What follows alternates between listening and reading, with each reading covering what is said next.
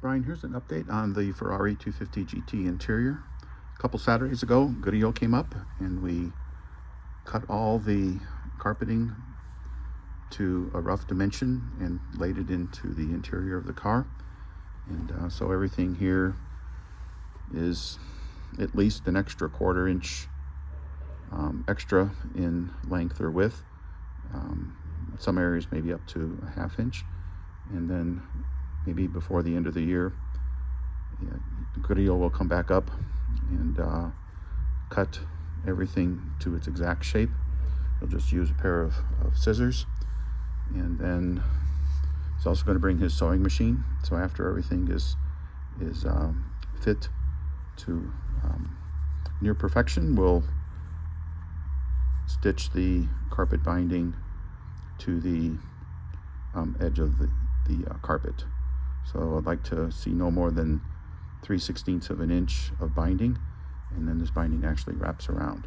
So wherever you have two pieces of carpet, you will actually have then two pieces of binding. We do have an original piece of carpet, and it's badly soiled, and so this is what I use to determine the color of the replacement carpet. And the binding that is on this carpet is still fairly dirty, but it does give us the proper dimension as well as the stitches per inch, which we'll duplicate. And also, after Goodyear left, he did call and say he did get the correct cotton thread. So we want to use cotton and not a polyester. So this carpet was in the 250, I think, originally, and when the color of the car changed, the light colored carpet I don't think looked all that good. So someone came in and looks like they spray painted the carpet black. So you can see here, even the original binding is spray painted, and where they couldn't get the paint, you can still see the original color. So we're lucky to have this. We'll get some good information off of it. And then also, even though it's black and white, this is a picture of a Pininfarina car, and you could see the color of the carpet and then the lighter binding. So that is the look that we're trying to achieve.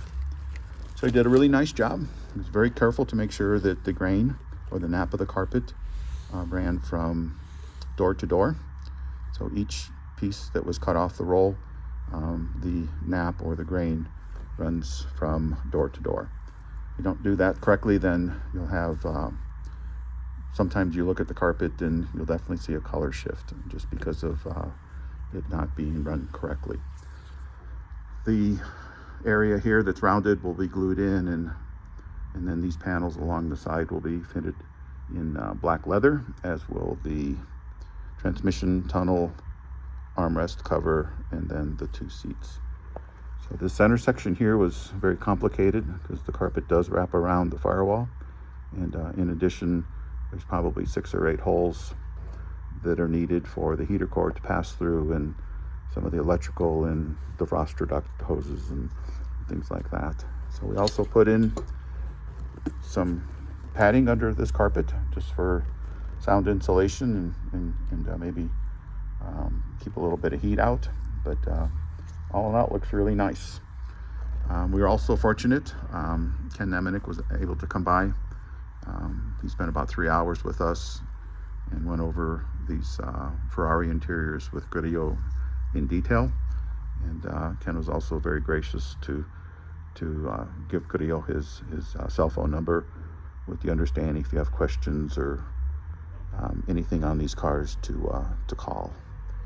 So really good. Very thoughtful of Ken to do that. So he mentioned he's a world-class upholsterer, and it'll definitely benefit these projects.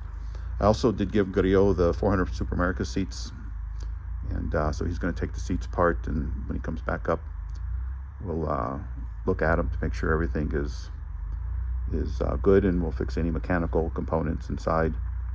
And so he's definitely capable of doing both cars, especially with Ken's help. So all in all, it's a good couple of days on the 250 GT.